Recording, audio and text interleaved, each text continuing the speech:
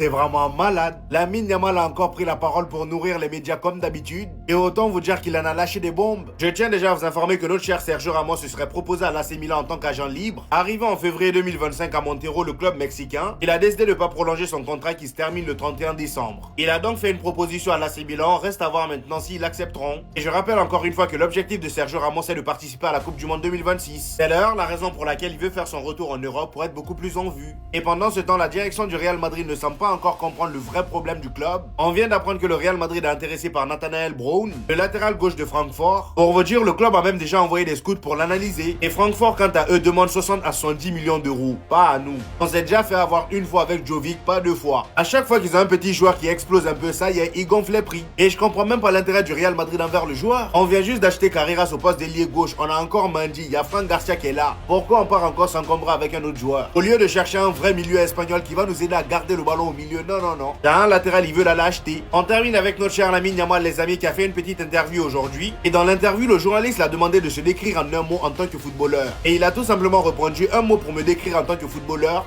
Fun.